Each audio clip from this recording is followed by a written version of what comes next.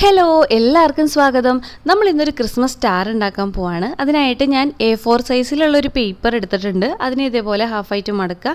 എന്നിട്ട് ഇതിനെ കട്ട് ചെയ്തെടുക്കുക. ഇതേപോലെ ഒരു ഷീറ്റ് ഞാൻ മാറ്റി വയ്ക്കുകയാണ്.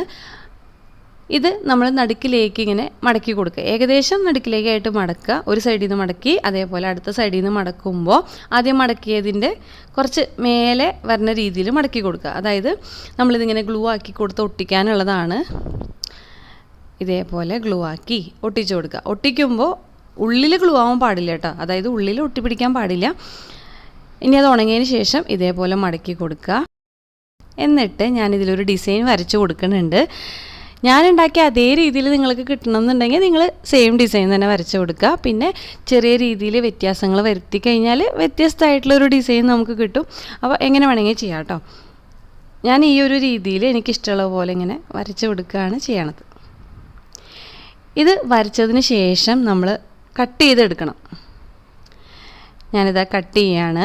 നമ്മൾ ഒരെണ്ണം ഇതേപോലെ കട്ട് ചെയ്തിട്ട് ഇത് മാതൃകയാക്കിയിട്ട് വേണം നമുക്ക് ബാക്കിയുള്ളതൊക്കെ ചെയ്തെടുക്കാനായിട്ട്. ഇത് വച്ചിട്ട് നമ്മൾ ബാക്കിയുള്ളതെല്ലാം വരച്ച് കട്ട് ചെയ്തെടുക്കുകയാണ് ചെയ്യേണ്ടത്. അങ്ങനെയുള്ള 24 എണ്ണമാണ് ഞാനിവിടെ റെഡിയാക്കി എടുത്തിട്ടുള്ളത്.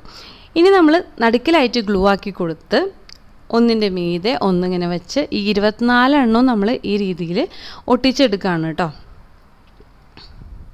ഇതേപോലെ നമ്മൾ ഒട്ടിച്ചെടുക്കാം. ഇനി ലാസ്റ്റായിട്ട് ഇതിലും ഗ്ലൂ ആക്കി കൊടുക്കുക.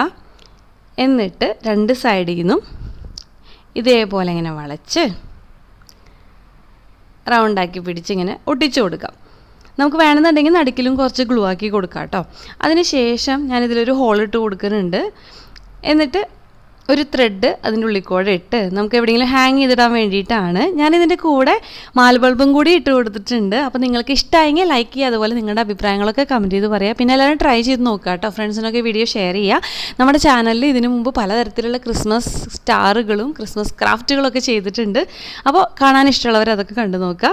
ഞാനിന്ന് പോവാണ്. വേറെ വീഡിയോ ആയിട്ട് വരാം. വീഡിയോ കണ്ടിരുന്ന എല്ലാവർക്കും താങ്ക്